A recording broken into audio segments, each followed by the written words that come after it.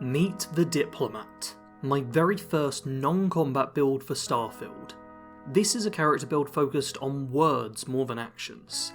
As such, the video will be a little different from normal. Usually I would have combat footage playing in the background, but for this character that won't be the case. The playstyle is much more focused around talking to NPCs and exploring planets. As such, that's what the footage will focus on. The background for this build will of course be Diplomat. It will give a leg up on passing early speech checks, which is pretty much the most important thing for this character. As for traits, I have Empath, Extrovert, and Dream Home. Empath will give you a buff when you do something that a character likes, but a debuff if you do something they dislike. As long as you have a decent idea of what your follower's about, you should be able to get the buff regularly without needing to worry about the debuff too much. Extrovert means you expend less oxygen when your follower is with you, and this character never wants to travel alone, so it's pretty much a permanent buff. Finally, there's Dream Home. This will give you a home on a peaceful planet. However, there is a 125,000 credit mortgage on it. Paying this off is tricky in the early game, but later on that sort of money isn't too hard to scrounge up. And having the home gives you another activity to do, as you can fully decorate it. Onto skills now, and we start in the physical tree, where I've only got a couple. The Diplomat background comes with a rank of Wellness, meaning you get a little bit of extra health. Hopefully it won't be needed, but never hurts to be a little tougher. I also invested a single point into Stealth. As the name would imply, this makes you better at sneaking, and more importantly, gets the stealth meter to show up, so you can actually see how close you are to getting detected.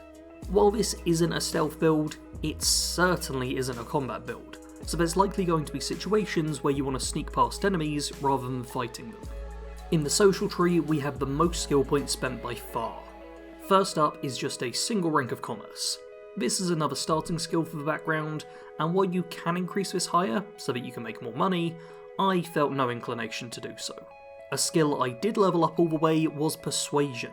At rank 4, you will be receiving a 50% improved chance to pass speech challenges. The key element of this character is passing every single speech check they encounter, so this is a critical skill to get maxed out.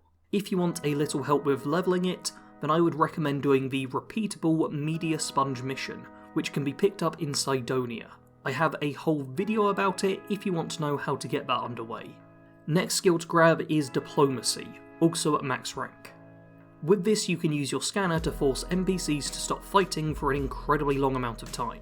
This is your primary way to deal with combat, so getting the skill maxed out early should be a priority. Once it is maxed, you can then get the Leadership skill. This will make your followers much more effective, with more health, carry capacity, and a chance to heal. They still aren't going to be anything incredible to behold, but this skill should at least mean they can help defend you against any minor threats you face. Final skill in social is Manipulation. With this, you can force targets to obey your commands for a limited time. I personally only got 3 ranks of it, and honestly, I'm not entirely certain how you're supposed to get this skill to work in your favour, as there's very few orders that you can give to the person that they actually seem to obey. What it does give you though is someone who will join your side if the fight breaks out, and it also appears semi-regularly in speech challenges from what I found, so at the very least it should help with those. As this is a non-combat build, there's no skills in the combat tree. So let's head straight to Science, where I just picked up a single rank of Surveying. Your scanner is the main item you use, as it needs to be booted up for social options to appear. The Surveying skill will give you an optional zoom, and also increases scan distance, helping you to focus in on your targets from a little further away. In the tech tree, there's only a couple of skills. First is Boost Pack Training, because it's the automatic pick for every single character. No need to elaborate here.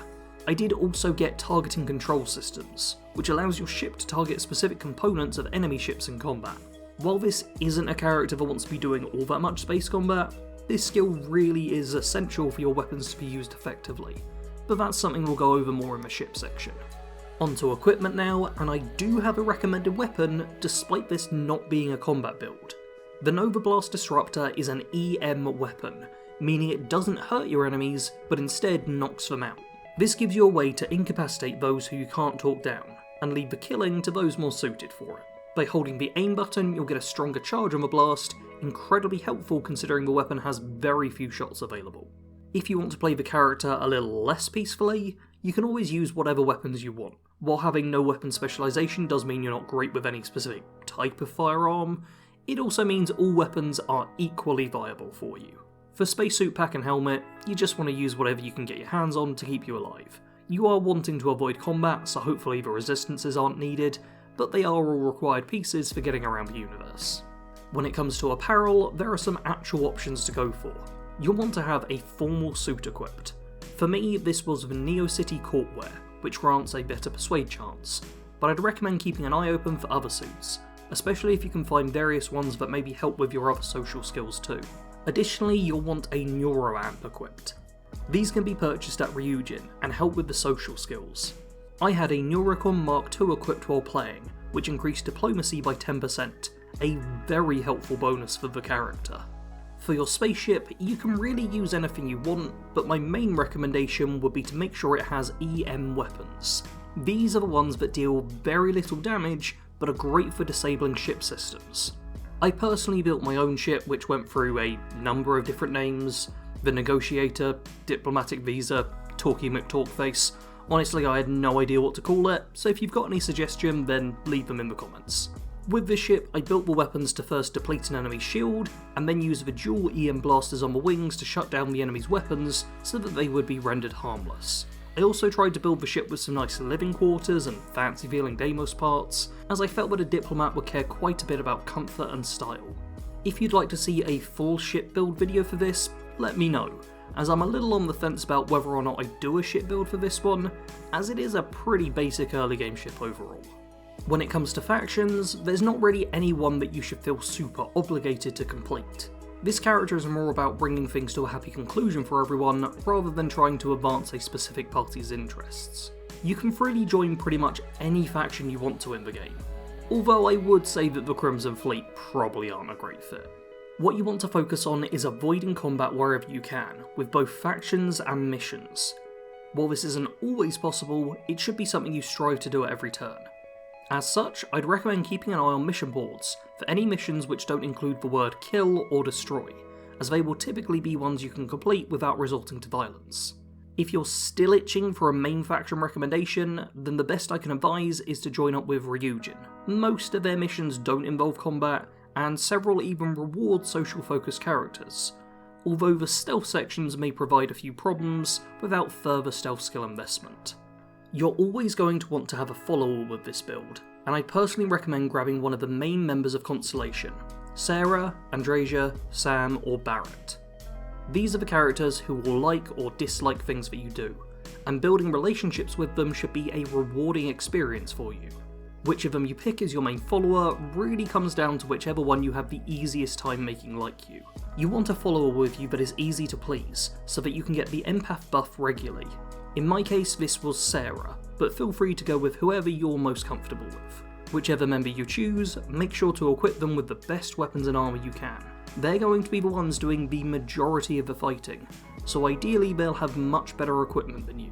And don't forget to actually give them ammo for whatever weapon they have equipped, otherwise it will be useless. As you may have already gathered, this character doesn't play at all in the same way as most builds. This isn't a character that's going to run around planets killing what gets in their way without a second thought. This is much more of a role-playing centric build, and as such, it should be a change of pace for most players. While you will occasionally be forced into combat, you should be trying to avoid it wherever possible. If a mission explicitly states that you're going to be fighting, it's probably not one you want to undertake. Instead, I'd recommend putting most of your focus into talking to the various NPCs present in Starfield. Look for those hidden side missions which aren't just shoved in your face when you play the game. There's a lot of characters with whom you can speak, especially in the major settlements of the game, and many of them have tasks they need help with. If there's a way for you to solve these people's problems with words, then you should take it. The goal with this character really is to just do as much talking as possible. The Diplomat was born at the very start of the 24th century. She was a part of a large military family. Every single one of her close relatives had served in the military at some point, and both of her parents were on active duty during her childhood. In her infancy, she was raised by carers almost as much as her parents, as neither wanted to leave their careers behind to raise their child full-time. And by the time she reached 10 years old, they weren't there to look after her at all anymore. Both died during the Colony War, leaving their daughter to ultimately be reassigned into a foster family. Her new parents were happy to have her, doting on her at every instance and spending as much time as they could with their new child. As part of the foster home, she found herself gaining new siblings over the years, and truly cherished the experience of always having people to talk to. She became a permanent part of the family once her new parents adopted her fully, and took up a role helping with making the new fosters feel comfortable in their new home. She had a special talent for making others feel heard, and always strove to mediate any conflicts that arose among the other children. It was this nature that led her to wanting to become a diplomat. She knew all too well what happened to those who used violence as the answer to problems, and wanted instead to try and make the settled systems a better place, resolving conflicts with words instead of actions, so that everyone could have a chance to live a peaceful and happy life. The training to become a diplomat didn't come cheap, but her family believed in her, and took out loans to ensure their daughter's future.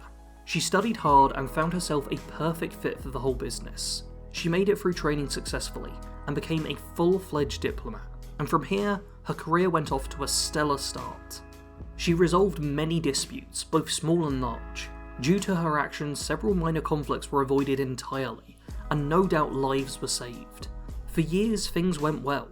Money was being made, and her parents had never been more proud. But good things can never last forever, and eventually the work started to dry up. There was still work out there, but everything seemed to be getting more expensive, and the jobs weren't increasing the pay at the same rate. Jobs started becoming a little less frequent, and what at first seemed like nothing more than a bad season, rapidly became financial ruin. The diplomat had worked hard for years, but it didn't matter. She couldn't pay off her house, and her parents still had some debt left to pay from the money they had put towards her education. Above all else, she couldn't bear the thought of them being disappointed in her. And so she secretly left the world of diplomacy behind, and looked for work elsewhere. A mining company by the name of Argos was recruiting, and while it certainly wasn't the sort of work she wanted to be doing, she knew it could help her pay off her parents' debts. Fortunately, it was a well-paying job, and by cutting back on her own expenses as much as possible, she was able to save up just enough to send back to her parents and clear their debts. But she still couldn't go back to them yet. She was too ashamed of what her life had become, and resolved that she wouldn't return until she was once again a true diplomat. One that could hold her head high and be proud of what she had accomplished. For the time being, she was a lowly miner, but that would all change soon. And there we have a very different character build.